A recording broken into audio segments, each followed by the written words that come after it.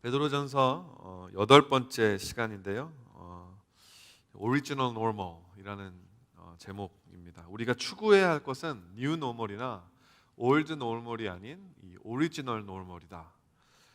우리는 코비드-19이 어떤 비상사태를 겪고 있는 게 아니라 이제는 코비드-19 시대를 살아가고 있습니다.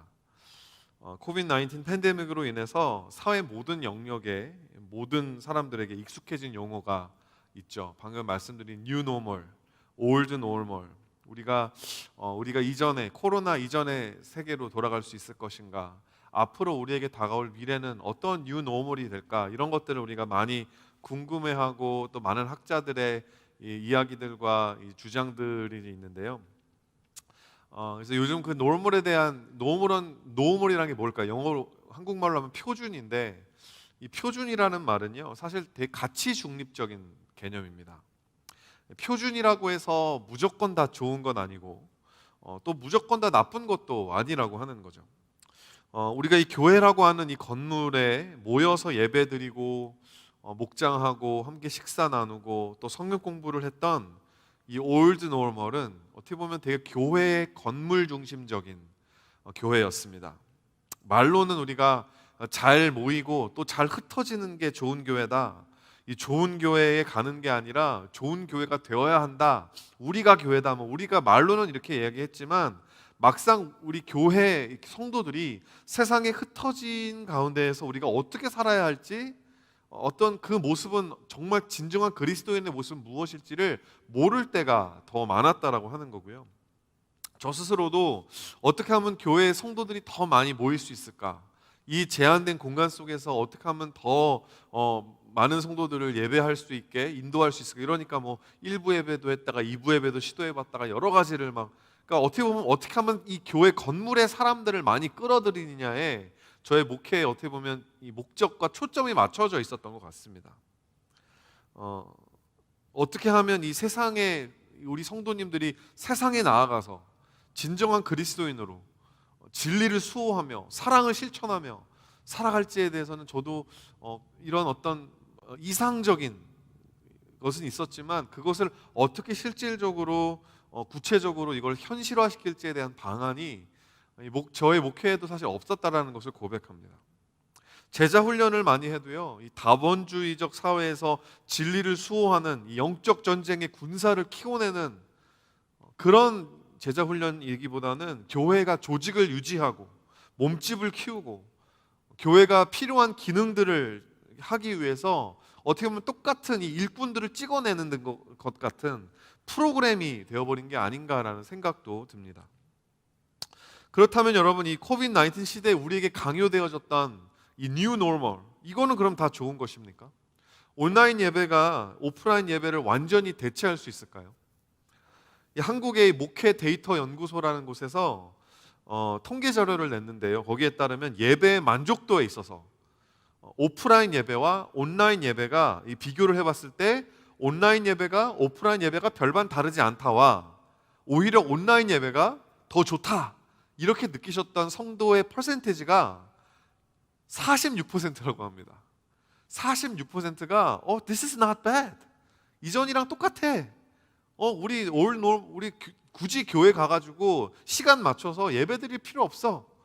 온라인 예배가 더 편해, 더 좋아, 더 집중도 잘 돼. 이렇게 느꼈던 사람이 거의 절반이라고 하는 거예요. 온라인 예배를 드리면서 공동체에 대한 아쉬움도 있죠. 그리움도 있죠. 함께 같이 식사도 나누고 같이 얼굴 마주보면서 함께 이런 것도 너무나 그립지만 동시에 온라인 예배가 주는 편리함, 예배 교회 오면 막 섬겨야 되고 하는데 그런 것도 없고 그냥 나에게 주어지는 예배만 내가 잘 드리고 집중해서 1시간 반 드리면 그 나머지 시간은 날씨도 좋은데 라이딩도 다니고 하이킹도 나가고 그게 얼마나 좋습니까? 그러니까 이런 이 두 가지 감정이 성도들 안에 동시에 있다라는 것을 듣게 되었습니다. 여러분이 앞으로 우리가 예배하는 방식도 이 뉴 노멀에 가면 완전히 바뀔 수 있다라는 거예요. 더 이상은 교회가 더 이상 건물을 유지하고 관리하고 구입하고 이거 더 이상 무의미한 일들이 될 수도 있다라고 하는 거죠. 근데 여러분, 우리가 추구해야 될 것은 어떻게 하면 우리가 올드 노멀로 돌아갈 건가, 아니면 우리가 앞으로 뉴 노멀에 어떻게 적응할 건가. 여러분, 이게 아니라 사실은 오리지널 노멀, 본래의 표준, 하나님께서 교회를 세우시고 가정을 지으시고 이 세상을 창조하셨을 때 하나님이 가지고 계셨던 오리지널 노멀이 무엇인가를 배우고 거기를 쫓아가는 것, 그것을 향하여서 추구하는 것이 그리스도인의 자세여야 된다고 하는 거죠. 여러분, 코비드-19을 통해서 우리 안에 이 하나님께서 설정하신 오리지널 노멀이 회복되는 축복이 임하게 되기를 주님의 이름으로 축원드립니다. 그래서 오늘 세 가지 함께 나눌 거예요. 첫 번째로는 예배에 대해서. 예배의 오리지널 노멀이 뭔가? 제약적 자유로 하나님께 나아가는 예배인 것입니다. 예배란 뭐냐? 제약적 자유, restricted freedom. 이게 옥시모론이잖아요. 하지만 이 제약된 자유로 하나님 앞에 나아가는 게 예배예요. 여러분, 사랑하면, 누군가를 사랑하면 그 사람을 사랑의 표현이 여러분 여러 가지가 있을 수 있지만 그 사랑 표현의 궁극적인 모습은요, 자유를 주는 겁니다. 내가 그 사람을 사랑한다고 해서 무조건 내 사랑을 받아야 돼, 이건 사랑이 아니라 폭력일 수 있죠. 정말 사랑하면 그 사람이 나의 사랑을 받던 받지 않던 그 상대방의 자유로 결정할 수 있게 놓아주는 거예요. 그게 사랑입니다.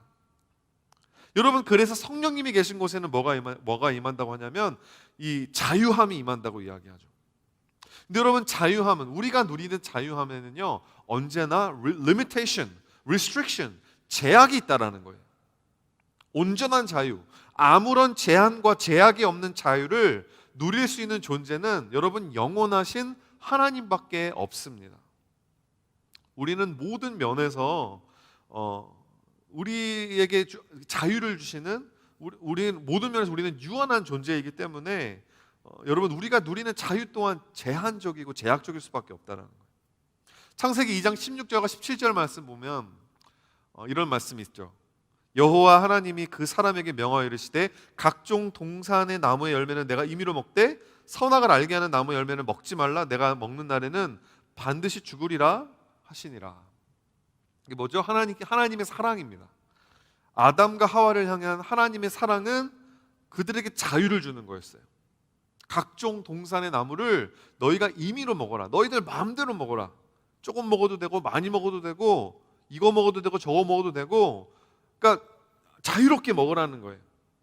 하나님이 지은 인간의 그 안에 그 자율성, 고유의 자율성, inherent freedom이 있다는 것을 우리가 기억해야 된다고 하는 거죠. 하지만 인간에게 주어진 자유는 제약적이었습니다. 뭐죠? 선악을 알게 하는 나무는 먹지 말라는 거예요. 제약이 있었다는 거예요. 왜? 이거 왜 안 먹어야 되죠? 그거 먹으면 죽으니까. 근데 왜 죽죠? 이걸 왜 안 먹어야 되냐면 그냥 simple, 하나님이 먹지 말래니까 안 먹어야 된다는 것입니다. 아담과 하와가 누릴 수 있는 이 엄청난 자유가 있었지만 그 와중에도 잊지 말아야 할 것은 이 동산의 주인, 에덴 동산의 주인, 아담과 하와의 주인은 바로 하나님이라는 것을 그들이 잊지 말아야 된다는 거예요. 그런 제약이 있었다는 거죠. 하나님이 주신 축복과 자유를 기쁨으로 누리지만 동시에 하나님의 것은 하나님의 것으로 구별하고 하나님의 주인 되심을 인정하고 기억하고 하나님의 하나님 되심 앞에 여러 가지 방법으로 하나님의 그 광대하심과 위대하심과 창조주 되심을 기념하고 표현하는, 이게 바로 예배라고 하는 거예요.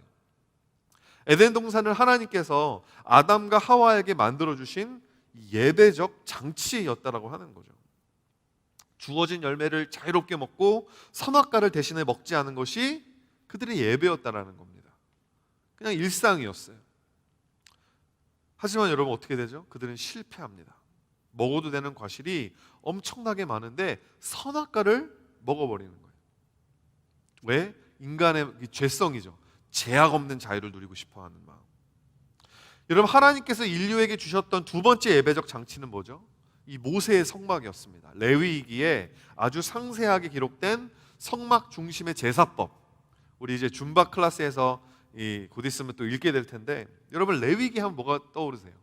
이 엄청난 제약들이잖아요. 이것도 하지 말고 저것도 하지 말고, 이거 만들 때는 어떤 나무를 써야 되고, 이거를 덮을 때는 어떤 실을 써야 되고, 우리가 이걸 읽으면서 내가 이거 지금 왜 읽고 있어야 돼? 라는 생각이 들 정도로 이 제약들이 엄청나게 많습니다. 규율들이 많습니다. 하지만 여러분, 그렇게 해서라도 이스라엘 백성은 다른 민족들과는 달리 그런 방법을 통해서라도 하나님을 만날 수 있었다라는 거예요. 하나님을 만나서 예배할 수 있는 자유를 그들이 누릴 수 있었다라는 것입니다. 여러 우상들로 가득한 고대 근동에서 이스라엘만이 가지고 있었던 엄청난 특권, 바로 이 세상을 창조하신 유일한 여호와 하나님을 그 예배, 이 모세의 성막을 통해서 만날 수 있었다라는 것. 그 특권, 그 자유를 이스라엘 백성들만 누릴 수 있었다라는 거죠.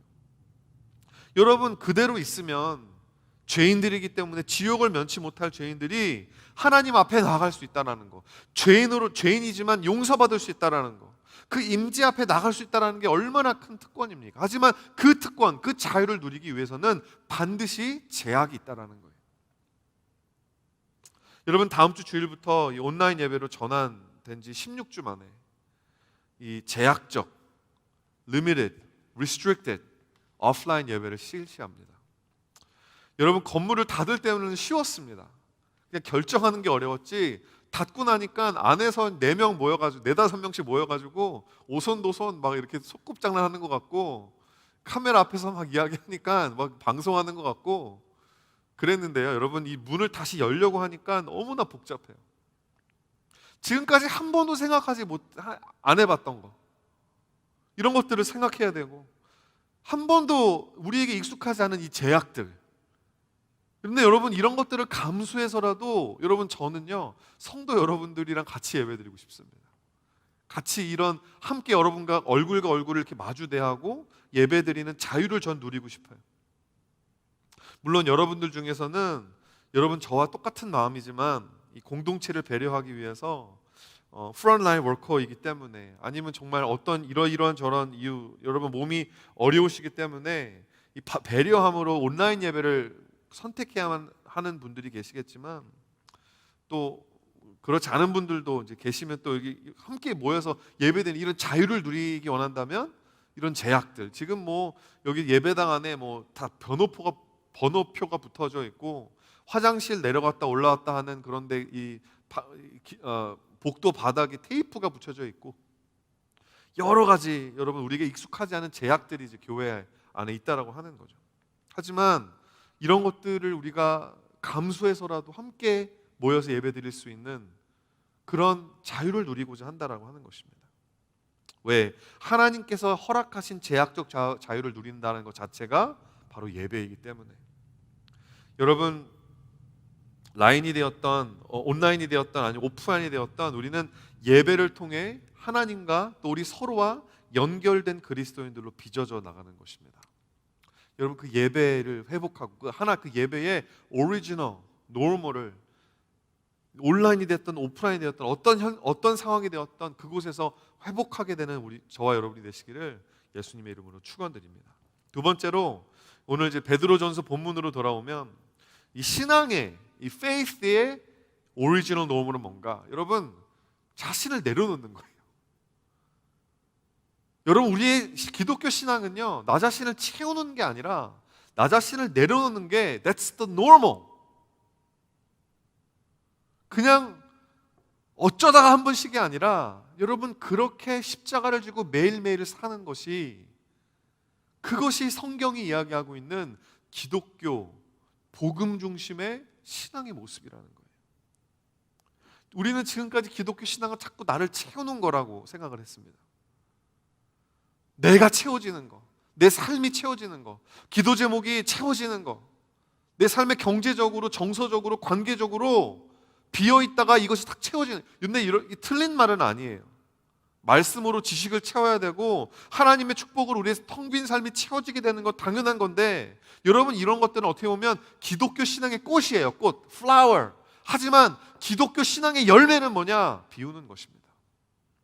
내려놓는 것입니다. 희생하는 것입니다. volunteer 하는 것입니다.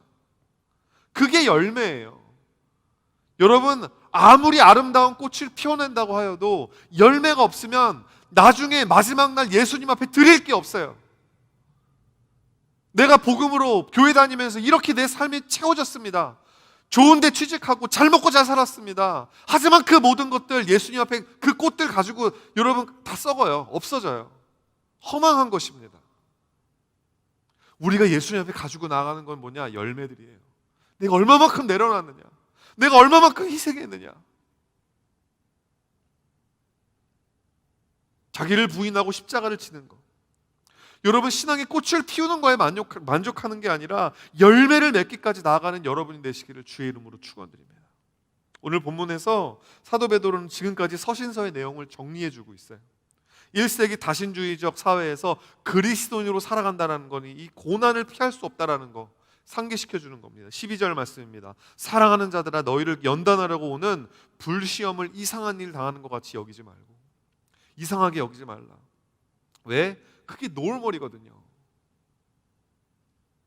예나 지금이나 코로나 전이나 이후나 하나님 믿으면 고난 당하는 거, 희생하는 거, 십자가 져야 되는 거, 이거는 노을머리라는 거예요. 하나님께서 우리의 삶에 고난을 허락하실 때 여러분 이상하게 여길 때가 있잖아요. 왜? 분명히 나는 하나님 믿으면 내가 채워질 줄 알았는데, 내가 내 기도 제목이 다 이루어지고 축복받고 잘 먹고 잘 살 줄 알았는데 그게 아니거든요. 그 이상히 여기는 거예요. 분명히 하나님 뜻대로 살면 윤택해질 거라고 믿었는데 그게 아니니까 의아한 것입니다. 내가 뭘 잘못했나? 내가 뭐 회개하지 않는 죄가 있어서 하나님이 날 지금 벌 주고 있는 건가? 여러분, 하나님이 주시는 벌은 그런 게 아닙니다. 오히려 내가 죄를 지어서 여러분 그것 때문에 내가 고난을 당하잖아요. 그러면 그 고난당한 것 때문에 뼈저리게 깨달아가지고 그 다음부터는 죄를 짓지 않습니다. 그러면 그게 뭐예요? 축복이에요. 진짜 벌은 뭐냐면 하나님이 내버려 두는 거예요. 하나님 없이 사는데, 하나님 예배하지 않고 사는데, 자기 멋대로 사는데 잘 먹고 잘 살게 내비두는 거예요. 그럼 마지막 날에 예수님 앞에 가지고 나갈 게 하나도 없어요. 그게 진짜 심판입니다. 그게 진짜 처벌이라는 거죠. 여러분, 근데 사도 바울이 이야기하는 고난은 우리가 죄를 지어서 받는 고난에 있지 않아요. 어떤 고난에 있죠? 17절 베드로전서 3장 17절 말씀, 선을 행함으로 고난을 받는 것. 이게 하나님의 뜻이다. 제가 한번 말씀드렸죠. 여러분, 선을 행하던 악을 행하던 인생은 고난이에요. 안 그런가요? 돈이 많던 돈이 적던 하나님이 없는 사람은요 불안합니다. 여러분, 고난을 당할 거면 차라리 하나님의 뜻대로 선을 행함으로 고난을 당하라는 거죠. 내 삶에 고난이 찾아왔을 때, 내 삶에 내가 희생하고 십자가를 지게 되었을 때 내가 그것을 어떤 자세로 대하느냐, 여러분 거기에 신앙의 면모가 있다는 것입니다. 거기에 신앙의 본질이 있다는 거예요. 그것이 바로 기독교 신앙의 척도라고 하는 거죠. 어떤 사람은 그럼 고난을 많이 받아야 되겠네요. 고난을 찾아다닙니다. 그건 아니에요. 이걸 어떻게 받느냐가 중요한 겁니다. 고난을 많이 받아서 여러분 오히려 더 교만해지는 사람이 있어요. 고난을 통과하면서 나를 비우는 게 아니라 더 고난으로 나를 채우는 거죠. 그러면서 막 자기가 젊었을 때 고난 당했던 거, 자기가 힘들었던 것도 이런 거 사람들한테 이야기해 주면서 야, 나 때는 말이야 이러면서 막 자기 힘들었던 거 그러면서 막 그런 사람들이 고난 때문에 오히려 더 교만해진 사람이라는 것입니다. 여러분, 나 자신을 내려놓는 사람들은 고난을 받을 때 두 가지 특징이 나타나는데요. 첫 번째로는 고난 가운데 기쁨이 있어요. 그냥 정말 힘들어요. 오늘 본문 13절 말씀입니다. 13절 말씀, 오히려 너희가 그리스도의 고난에 참여하는 것으로 즐거워하라. 이는 그의 영광을 나타내실 때에 너희로 즐거워 기뻐하게 하려 함이라. 이게 되는 건요, 여러분, 그럼 정말 자기를 비우면서 고난을 당하고 있다는 겁니다. 고난을 당하는데도 기뻐요. 여러분, 여러분 고난이 어떻게 기쁩니까? 즐거울 수가 없죠. 죽을 맛이죠. 하루에도 수십 번씩 포기하고 싶고 도망가고 싶은 마음이 굴뚝 같습니다. 근데 그 가운데 부인할 수 없는 기쁨이 공존하는 거예요. 이거 맛보지 않으면 모릅니다. 고난을 통해서 자기 자신을 채우려는 사람의 마음에는요 근심이 사라지지 않아요. 과거에 받았던 고난을 근거로 내가 현재의 보상을 바라고 있으면요 여러분 계속해서 마음에 불만이 있습니다. 내가 그렇게 고생했는데 왜 지금 내 삶에 이 좋은 것들로 채워지지 않는 거야. 항상 불만이에요. 항상 원망해요. 하나님을 원망하든지 다른 사람을 원망하든지 스스로를 원망하든지 항상 불행한 거예요. 기쁘지가 않은 거예요. 또 어떤 사람은 현재 받고 있는 고난, 내가 지금 열심히 고난 받아가지고 내가 나중에 복 받아야지, 이런 거를 계속 생각하고 있는 사람들은요, 마음 가운데 자기 의로 가득한 거죠. 하나님한테 페이버 해주는 것처럼 잘못된 기대감인 것입니다. False expectation. 그러니까 실망을 할 수밖에 없는 거예요. You're setting yourself up for failure. 여러분, 나 자신을 내려놓는다는 게 뭡니까? 통제권을 내려놓는 거예요. 통제권. 통제권을 쥐고 있으면요, 불안합니다. 기쁨이 있을 수가 없어요. 좋은 일이 생겨도 이거 잃어버리게 되지 않을까? 막 불안한 거예요. 기쁨을 다 놓쳐버리는 거죠. 오늘 기쁨은 여러분 내일로 미룰 수 없습니다. 여러분, 오늘 막 고생한 사람들이, 그러니까 마지막에 웃는 사람이 뭐 가장 승리한 사람이라고 그런 말이 있잖아요. 마지막에 웃는 the one with the last laugh is the victor. 뭐 이런 말이 있는데, 이런 말도 있더라고요. 매일매일 웃는 사람이 진짜 승리자라는 거예요. 여러분, 오늘 기쁨 내일로 미룰 수 없고요. 그날의 은혜는 이 광야에 있었던 만나처럼 그날 믿음으로 취해서 기뻐해야 된다는 거죠. 여러분, 나 자신을 내려놓으면 고난 가운데서도 기뻐할 수 있습니다. 내가 성취할 일이 아니라 하나님께서 하실 일을 기대하기 때문에 그래요. 지난 3개월 동안 이 텅 빈 예배당에서 누가 듣고 있을지 진짜 모르거든요. 이게 가끔씩 유튜브 들어가 보면 몇 명이 봤다 나오지만 그 몇 명이 누군지를 제가 어떻게 압니까? 근데 그렇게 뭐를 설교 준비할 때도 그렇고 설교할 때도 그렇고 가끔씩 되게 답답할 때가 있었어요. 어떻게 해야 되나? 앞으로 이 목회를 어떻게 해야 되나? 목회는 커뮤니케이션, 소통인데 이게 계속 원웨이로만 이렇게 소통이 되는 것 같고 하다 보니까는 이게 정말 이거 앞으로 어떻게 해야 되지? 지난 10년 동안 그래도 제가 다운타운에서 목회하면서 성취한 것들도 있고, 이 어떻게 축적된 목회적 자산, 이런 것들도, 노하우, 이런 것들도 있는데, 여러분, 제가 진짜 솔직하게 말씀드리면 이 모든 게 다 쓰레기가 된 것 같았어요. 너무 허탈한 거예요. 내가 지금까지 뭐 하고 있었나? 그러면서 제가 어느 전 한 라디오 방송에서 중세 시대의 최악의 그 전염병이었던 최대로 2억 명까지도 그때 사망자가 있었다고 했던 중세 시대예요. 흑사병이라는 게, 사진 보실래요? 흑사병이라는 게 있는데, 이 흑사병과 종교개혁 사이의 이 관계성이라고 하는 흥미로운 이야기를 들었습니다. 중세 시대 말기의 교회가 여러분 정말 타락했잖아요. 성직자는 물론이고 교회 시스템에 정말 이 성도들에게 복음을 전하는 게 아니라 교회의 이상한 교리들, 면죄부를 판다든지 이런 이상한 교리들, 복음과는 너무나 거리가 먼 것들로 가지고 사람들을 막 속여가지고 돈을 뜯어내서 건물을 짓고, 성직자들의 권위는 성경의 권위보다 훨씬 더 높아져 있고, 이런 이 엄청나게 타락한 그런 그 교회였습니다. 근데 그때 유럽 전역에 이 흑사병이, 중국에서 들어온 흑사병이 돌기 시작한 거죠. 여러분, 그때 교회가 뭐 했을까요? 사회적 거리두기로 합시다, 이래 안 했습니다. 그땐 그런 거 몰랐어요. 그러니까 교회에서 뭐라 그랬냐면, 사람들 다 교회로 와라, 기도하면 낫는다, 성수 맞으면 낫는다, 이래가지고 사람들 다 모아가지고 기도시킨 겁니다. 어떻게 됐을까요? 다 퍼진 거예요. 교회 다니는 사람 더 많이 죽은 거예요. 그게 원래 한 20%, 30% 사람들이 죽었는데, 교회 다니는 사람들은 40% 넘게 죽는 거예요.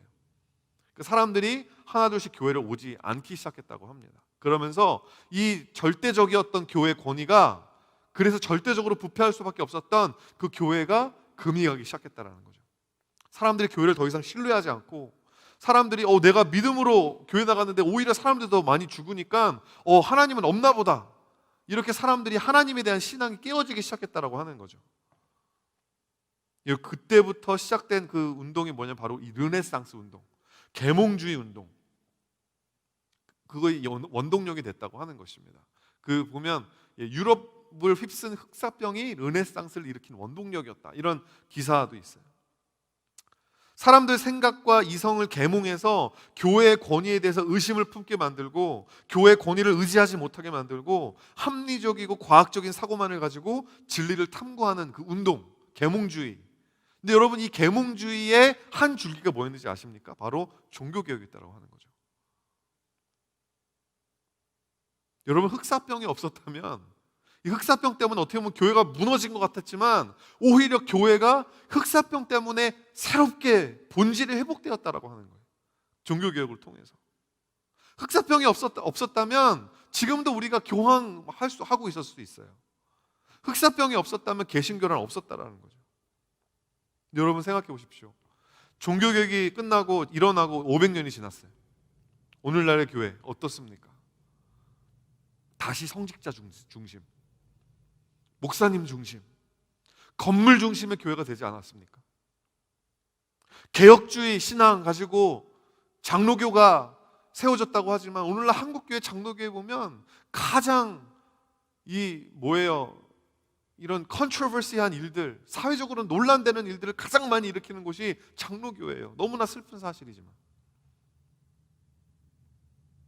건물 중심의 교회. 어떻게 하면 교회 안에 사람들을 더 많이 끌고 들어올 수 있을까? 하지만 지금은 여러분 다릅니다. 코로나 바이러스 때문에, 코비드-19 때문에 여러분 교회가 이제는 흩어질 수밖에 없는 거예요. 교회가 스스로 흩어지지 못하니까 하나님께서 코비드-19를 통해 저는 흩어주셨다고 믿습니다. 흑사병이 종교개혁의 물꼬를 터준 것처럼 코비드-19이 오늘날 절실히 필요했던 교회 개혁에 이 시동을 걸어주었다고 믿어요.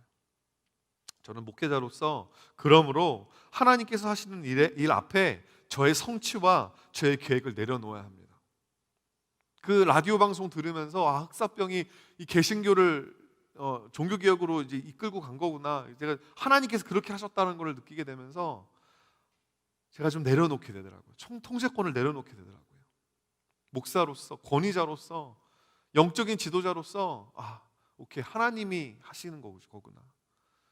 제가 막 이렇게 사람들을 설득시키고 기도하고 막 억지로 해가지고 이제는 목회할 수 있는 건 아니구나. 내가 지금까지 해왔던 노하우를 가지고 적용시키는 건 이제는 한계가 있구나. 내려놔야겠구나.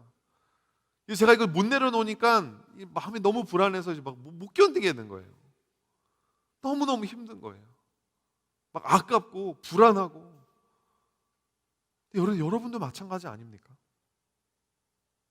여러분도 기쁘게 하루하루를 살고 하려면 여러분 통제권을 내려놔야 돼요. 뉴노멀이 뭘까? 여러분, 아무도 몰라요. 하나님이 어떻게 일하실까? 오직 하나님만 아십니다. 우리에게 익숙한 올드 노멀을 내려놓고 하나님의 오리지널 노멀을 믿음으로 붙들어야만 한다는 거죠. 여러분의 성취가 아닌 하나님께서 행하시는 역사가 이 세상의 역사가 될 것을 믿고 신뢰해야 한다라고 하는 것입니다. 그 믿음이 고난을 지나는 저와 여러분의 기쁨을 보장해 줄 것입니다. 여러분, 기뻐해야 될 거 사실 있거든요. 우리의 인생에 하나님이 지금 코로나 바이러스 때문에 막 뭐가 제약이 많지만 그럼에도 불구하고 우리가 즐길 수 있고 누릴 수 있는 게 얼마나 많은지 몰라요. 지금 밖에 자연을 보십시오. 우리 삶 가운데 경제적으로 힘들고 어려울 수도 있지만 여러분, 그래도 우리가 굶어 죽지 않잖아요. 정말 하나님에게 우리에게 주신 걸로 말미암아 감사하는 연습, 기뻐하는 연습. 여러분, 그게 진짜 영성이거든요. 또한 고난을 통해서 하나님께 우리가 영광 돌리게 됩니다. 베드로전서 4장 16절 말씀. 만일 그리스도인으로 고난을 받으면 부끄러워하지 말고 도리어 그 이름으로 하나님께 영광을 돌려라. 의인이 선을 행함으로 고난을 받으면요, 그거 자체가 하나님께 영광됩니다. 예를 들어 드릴게요. 어떤 남자가 있는데 연락도 안 되는 곳에 여자친구가 있어요. 자기 아내든 여자친구든. 근데 연락도 안 되는 곳에 자기가 사랑하는 애인이 간 거예요. 여자가 한마디 딱 하고 간 거예요. 10년 후에 돌아올게. 10년 동안 연락도 못해. 10년 동안 얼굴도 못 봐. 카톡도 못해. 근데 내가 10년 후에 돌아올게. 이 한마디 믿고 남자가 10년을 기다린 거예요. 얼마나 대단합니까? 야, 이 남자 대단하네. 믿음과 인내. 와. 근데 그것도 대단하지만 뭐가 더 대단하냐면 그 여자가 얼마나 대단한 거예요. 그 얼마나 뭐 예쁘던지 능력이 있던지 하여튼 뭔가가 엄청나다라는 거잖아요. 10년을 남자가 이 자기의 10년의 세월을 바쳐서 기다릴 만큼의 가치가 있는 여자라는 게 드러나는 거 아닙니까? 우리는 어떻죠? 여러분, 우리 한 번도 얼굴도 본 적이 없는 사람이에요. 그것도 2000년 전에 살았던 사람이고, 우리랑은 상관없는 팔레스타인이라는 곳에 살았던 사람이에요. 그 사람이 내가 언젠가는 말 안 해줄 건데 내가 꼭 다시 돌아올 거야. 한마디 하고 그냥 가버린 거예요. 그냥 승천을 하늘로 올라가 버렸어요. 근데 그 한마디 믿고 사람들이 정말 그 사람을 기다려요. 눈이 빠지게 기다려요. 힘든데도 막 기다려요. 사람들이 옆에서 조롱하는데도 포기하지 않아요. 사람들이 옆에서 막 기다리지 말라고 막 만류하는데도 뿌리치고, 아니야, 그분은 꼭 다시 돌아오실 거야. 기다리는 거예요. 여러분, 그러면 우리의 믿음도 사람들이 너희들 믿음 대단하고 하지만, 그런 걸 보는 세상 사람들이 아니 어떤 사람이길래, 그 2000년에 있었던 예수 그리스도라는 분이 어떤 분이시길래 저 사람들이 저렇게 기다리나, 영광이 된다는 것입니다. 예수님의 가치가 이 세상에서 올라간다는 거예요. 근데 그게 아니라 그냥 조금만 힘들면 그냥 포기해버리고, 기다려볼까 하다가도 설마 오겠어 이러면, 여러분, 기독교인들이 그렇게 해버리면 세상 사람들은 그래 뭐 별거 아니네, 저렇게 예배 드릴 때 쟤네들이 노래 부를 때는 간도 쓸개도 다 빼줄 것처럼 노래하다가 실질적인 삶에서 조금만 어려우면 그냥 손바닥 뒤집듯이 뒤집어버릴 수 있는 게 신앙이구나. 하나님 별거 아니야. 하나님의 영광이 안 된다는 것입니다. 하지만 우리가 고난을 당할 때,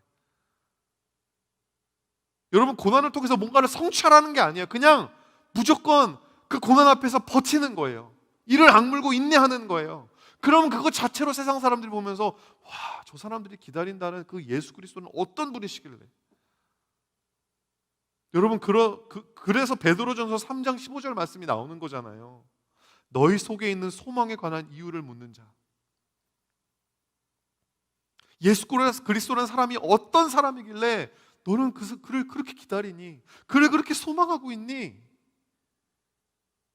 그런 묻는 사람들에게 대답할 것을 항상 준비하되 온유와 두려움으로 해라. 여러분, 우리가 전도 훈련 받아야 되는 게 여기 있는 겁니다. 여러분, 사실 전도만 하면요 능력이 없어요. 세상 사람이랑 똑같이 살고 세상 사람들 두려워하는 거 똑같이 두려워하면서 사는데 전도 한번 띡 했다고 여러분 누가 믿습니까? 정말 노아처럼 사람들이 저 또라이 아니야? 왜 산 중턱에서 왜 배를 짓고 왜 방주를 짓고 앉아 있는 거야? 사람들이 아무리 손가락질해도 하나님의 말씀 들었기 때문에, 홍수로 심판하실 것이기 때문에, 그날이 올 거기 때문에, 그날이 언제인지는 몰라도 방주를 묵묵히 짓는 그 노아의, 의인된 노아의 그걸 본 사람, 그걸 사람들이 봐야죠. 그래야지 우리 안에 가지고 있는 복음을 전했을 때, 그래서 저 그리스도인들이 저렇게 예수 그리스도를 기다리고 있는 것이구나. 사랑하는 성도 여러분, 신앙의 본질입니다. 신앙의 오리지널 노멀, 나를 내려놓는 거예요. 나를 채우는 게 아닙니다. 여러분, 그렇게 내 자신을 내려놓고 또 내려놓을 때 여러분, 하나님이 우리를 빚어가십니다. 하나님이 우리를 준비시키십니다. 마지막 세 번째 포인트입니다. 그 구원은 뭐냐? 구원의 오리지널 노멀, 구원은 뭐냐면요, 은혜로 힘겹게 받는 거예요. 이것도 여러분 되게 억시모론이죠. 은혜로 힘겹게 받는 거. 베드로전서 4장 18절 말씀입니다. 의인이 겨우 구원받으면, 영어로 읽으면 righteous is scarcely saved. 겨우 구원, 되게 어렵게 구원받는다라는 거예요. 경건하지 아니한 자와 죄인은 어디에 서리요. 구원은 은혜를 인하여 믿음으로 말미암아 받는 겁니다. 우리가 하나님이 우리를 구원하시는데 우리가 하나님 도와주지 않아도 돼요. 근데 동시에 구원은 두렵고 떨림으로 이루어가는 거라고 또 배웠죠. 구원이 내 삶에 임하고 내가 하나님의 자녀로 거듭나는 것은 한순간 딱 일어나는 일이지만, 정말 그 하나님 주신 구원을 내 것으로 만들고 내 삶으로 살아내는 과정은 일평생에 걸리는 과정이라는 거. 누가 구원받은 그리스도인의 삶이 쉽다고 했습니까? 그 사람은 거짓말장이에요. 누가 은혜로 받는 구원이니까 이건 쉬운 거야, 누워서 떡 먹기야, 누가 그렇게 이야기했습니까? 그 사람은 거짓 선지자입니다. 누가 하나님이 주시는 구원을 이 세상에서 받는 고난으로부터의 구원이라고 이야기했습니까? 그 사람은 거짓 선생입니다. 하나님이 주시는 구원은 우리가 지은 죄에 대한 형벌, 그 영원한 사망으로부터의 구원이요, 영원한 하나님과의 관계가 회복되는 구원이에요. 여러분, 하나님께서 우리에게 주신 이 값비싼 은혜, 자신의 아들 주신 은혜를 값싼 걸로, 하찮은 걸로 만들어버리지 말아야 합니다. 오늘 본문에서 사도 베드로가 하고자 하는 이야기의 포인트는 하나님을 믿고 의지하는 의인도 이렇게 힘겹게 받는 구원이라면 마지막 날에 악인들이 받는 심판을 얼마나 더 무섭겠냐, 이 말이에요. 17절 말씀도 읽어볼까요? 하나님의 집에서 심판을 시작할 때가 되었나니 만일 우리에게 먼저 하면 하나님의 복음을 순종하지 아니하는 자들의 마지막은 어떠하겠느냐. 여러분, 하나님의 집에 심판이 먼저 임합니다. 어떤 심판일까요? 마태복음 25장에 나오죠. 양과 염소를 나누는, 지극히 작은 자, 정말 복음을 가지고 구원을 그냥 내가 쉽게 그냥 내가 은혜로 받았으니까 은혜로 살지 뭐, 대충 살지 뭐, 그렇게 살았느냐, 아니면 정말 내가 받은 구원을 가지고 그 말씀을 지키면서 하나님께서 주신 그 말씀, 하나님의 뜻대로 고난당하면서 지극히 작은 자에게 선을 행하면서 의롭게 살았느냐. 여러분, 그 심판이 하나님 집에 임하는 거고요. 그리고 나서 하나님의 심판이 세상으로. 여러분, 무시무시한 것입니다. 온라인이든 오프라인이든 제약된 자유 가운데 영과 진리로 우리가 예배를 드리고 있습니까? 고난을 받을 때 여러분 내 자신을 내려놓으셨습니까? 그리스도인으로서 어떤 삶을 여러분 사십니까? 이렇게 하나님의 집도 심판을 받을 거예요. 정말 우리가 받았던 구원을 가지고 정말 이거를 두렵고 떨림으로 살아냈는가? 이루어냈는가? 우리도 그런 심판을 받는다면 애당초 하나님을 믿지도 않고 부인하고 모욕하는 이 세상은 여러분 하나님의 그 심판을 어떻게 피해가겠느냐? 이게 사도 베드로가 하고자 하는 이야기라는 겁니다. 사랑하는 성도 여러분, 힘이 들더라도 고난을 받더라도 구원받는 길로 나아가시는 여러분 되시기를 주의 이름으로 축원드립니다. 숨이 막 가쁘게 차오르더라도 여호와의 산을 오를 수 있는 그리스도인으로 우리 모두가 살게 되기를 간절히 기도해요. 시편 24편 3절에서 6절 말씀 제가 여러분에게 읽어드립니다. 여호와의 산에 오를 자가 누구며 그의 거룩한 곳에 설 자가 누구인가? 곧 손이 깨끗하며 마음이 청결하며 뜻을 허탄 데 두지 아니하며 거짓 맹세하지 아니하는 자로다. 그는 여호와께 복을 받고 구원의 하나님께 의를 얻으리니 이는 여호와를 찾는 족속이요 야곱의 하나님의 얼굴을 구하는 자로다. 아멘. 말씀을 마칩니다. 제가 몇 년 전에 무슨 일로 너무나 마음이 힘든 일이 있었어요. 찬양팀 올라오셔도 됩니다. 너무나 낙심되는 일이 있어서 상한 마음 가지고 여호와의 얼굴을 구하며 이렇게 기도하는데, 기도하면서 한탄하듯 기도하는 거예요. 하나님, 제가 사는 게요 너무 목회하는 게 살얼음 위를 걷는 것처럼 힘듭니다. 불안합니다. 주님, 어떡합니까? 이렇게만 기도를 하는데 그때 하나님이 주셨던 마음, 성민아, 너는 살얼음 위를 걷는 게 아니라 물 위를 걷고 있는 거야. 제 기도는 뭐였냐면, 하나님, 제가 걸어가는 이 땅이 살얼음과 같이 그냥 불안불안한 게 아니라 좀 단단한 이 땅이 되게 해달라고, 저는 그런 기도를 하고 싶었는데 하나님이 저의 기도 제목을 바꿔주시는 거예요. 물 위를 걸어라. 여러분, 물 위를 걸어가는 거, 그게 노멀이에요. 그래서 한 걸음 한 걸음이 여러분 기적인 거예요. 하루하루가 우리가 살아가는 매 순간이 하나님이 주시는 은혜가 아니면 못 사는 거예요. 여러분, 그게 그리스도인의 오리지널 노멀입니다. 우리가 추구해야 될 것은 이전에 우리가 익숙했던 신앙생활 이런 거 아닙니다.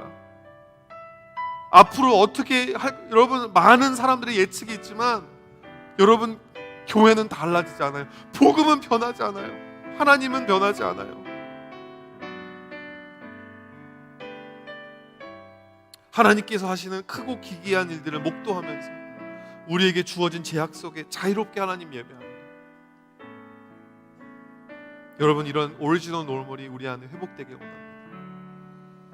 신실하신 하나님의 표준은 영원히 변하지 않습니다.